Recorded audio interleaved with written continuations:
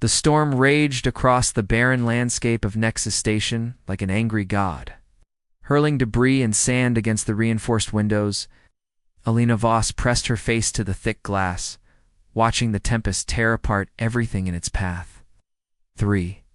Years of isolation on this research outpost had taught her to respect the planet's fury, but tonight felt different. Tonight, something fell from the sky. The impact shook the entire station, sending tools clattering from workbenches and emergency lights flickering to life. Alina grabbed her emergency kit and atmospheric suit, her heart pounding with a mixture of fear and curiosity that had always driven her to push boundaries. The crash site was less than a kilometer away, marked by an eerie blue glow cutting through the storm's darkness.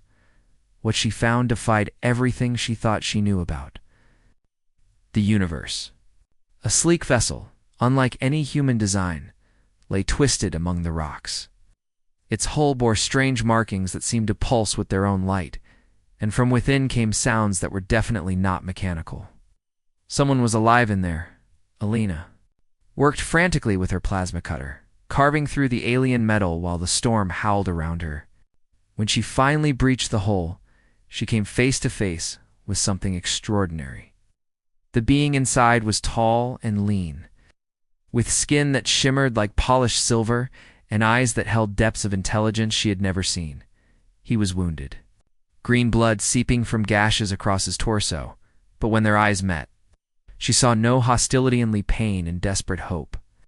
"Please," he whispered in accented but clear English, his voice like distant thunder. "Help me." Lena didn't hesitate. She had always believed that compassion knew no boundaries, no species. "I've got you," she said, wrapping his arm around her shoulders. "Let's get you somewhere safe." As they struggled through the storm toward her station, Zephyr 4, that was what he called himself, looked at this small human female with wonder. In all his travels across the galaxy, he had never encountered a species that would risk their life for a complete stranger, especially one so different from themselves. Perhaps there was hope for both their peoples after all. The storm began to calm as they reached shelter. But Elena knew their real journey was just beginning. Elena's makeshift medical bay had never been designed for alien anatomy, but human ingenuity had always found a way. She studied Zephyr's wounds with the careful attention of someone who had learned to make do with limited resources. His physiology was remarkably similar to humans, yet elegantly enhanced. His silver skin felt warm beneath her touch, and she could sense the strength that lay beneath his injuries.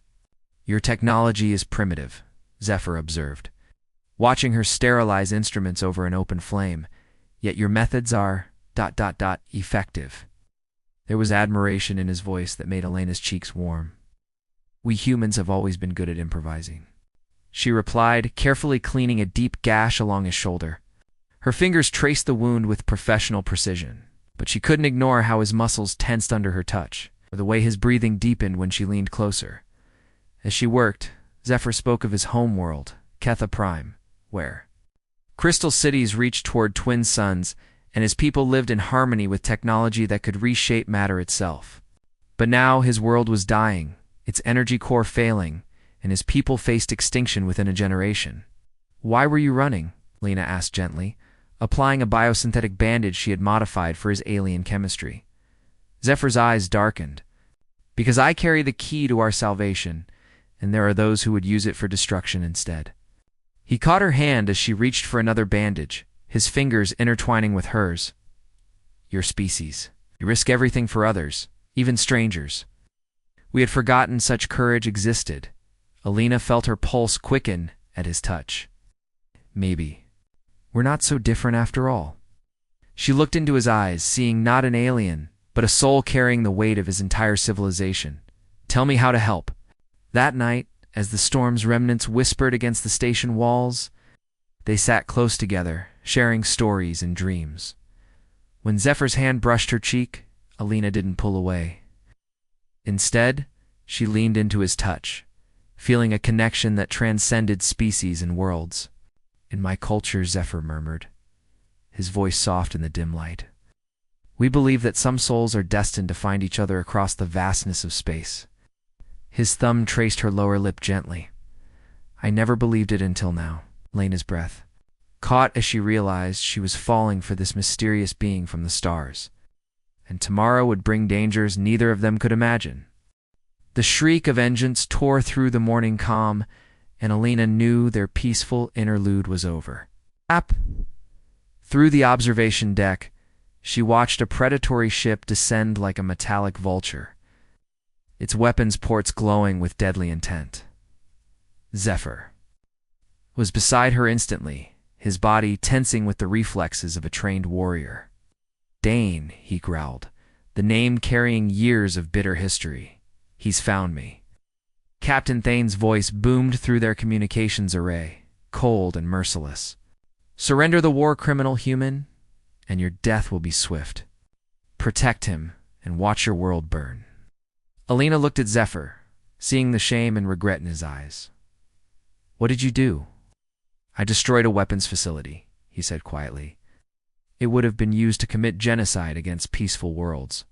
My people called me a traitor. Thane calls me a terrorist." Elena made her choice in an instant, grabbing emergency supplies and weapons. "Then we run."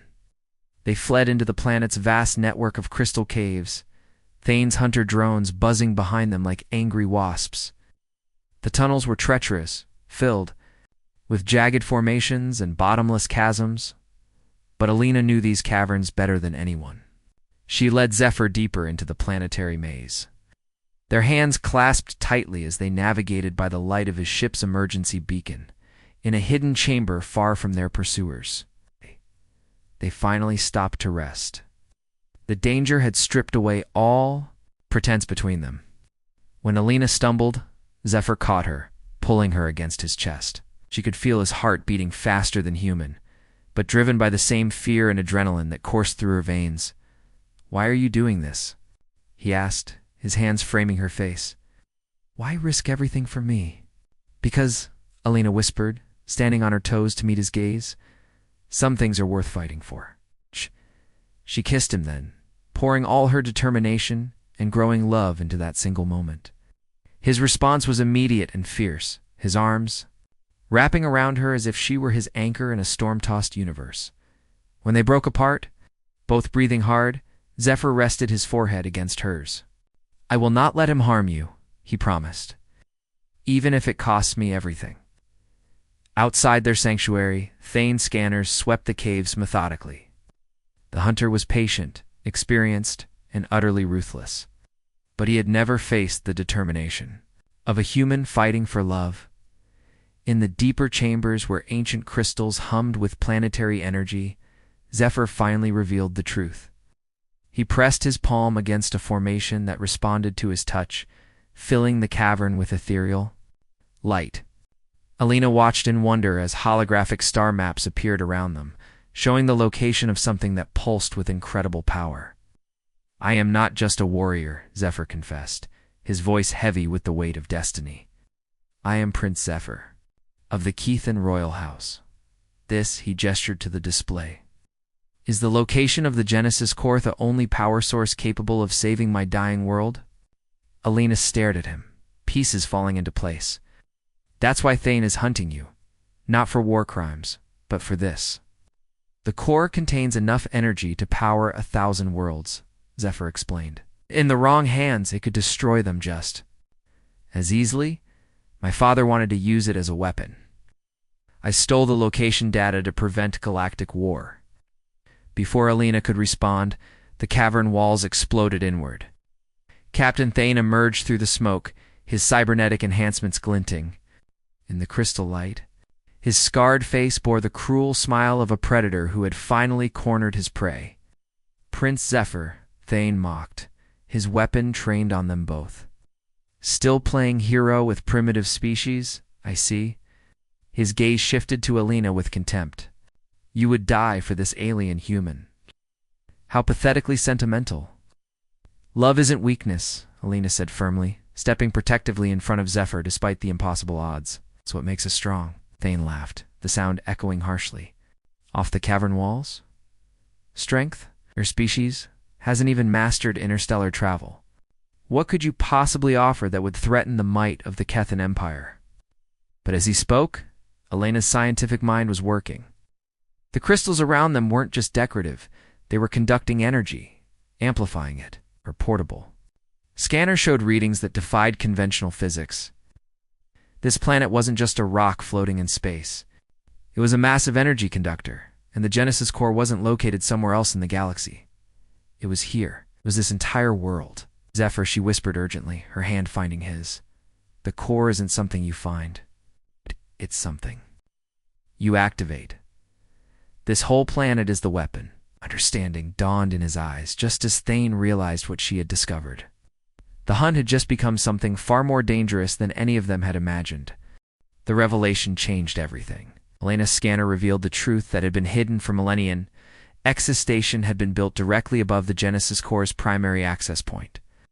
The entire planet was a dormant superweep, and its crystal. Formations designed to channel unimaginable power across the galaxy.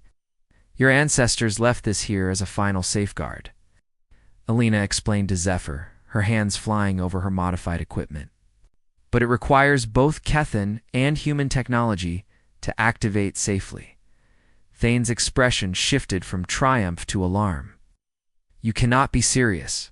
Primitive human understanding our ancient technology. Impossible.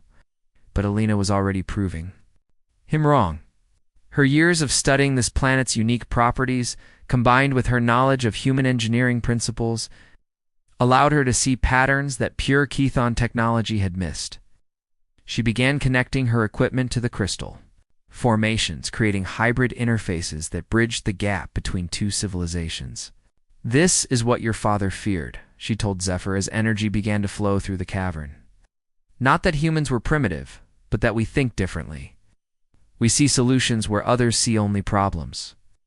Zephyr watched in amazement as Elena's improvised technology began harmonizing with ancient Kethan systems. The Genesis core responded, its power flowing not as a weapon, but as a beacon of hope. Energy signatures appeared on Elena's screens showing dying worlds throughout the galaxy, not just Ketha Prime, but dozens of civilizations facing extinction. We can save them all, Elena breathed, her eyes bright with possibility. But only if we work together.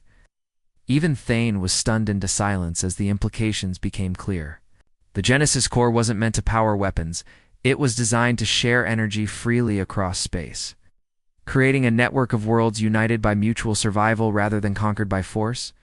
Your people will never accept this, Thane said finally. His weapon lowering an alliance with humans, sharing our most precious secrets. Zephyr moved to Elena's side, his hand covering hers on the control interface. Then we'll change their minds. He looked at Elena with love and admiration that made her heart soar. Some bridges are worth building, no matter how impossible they seem. As the Genesis core fully activated, sending waves of life-giving energy toward dying worlds throughout the galaxy, Elena kissed Zephyr under the dancing lights of 1,000 stars. They had done more than prevent a war, they had created a new kind of peace. Above them, ships from both human and Kethan fleets began arriving, drawn by the core's signal. The age of isolation was ending. The age of unity had begun, born from the love between two souls who dared to see beyond the boundaries of their species. Their story had become legend, the human engineer and the alien prince who proved that sometimes. The greatest weapons are hope, love, and the courage to trust in something greater than yourself.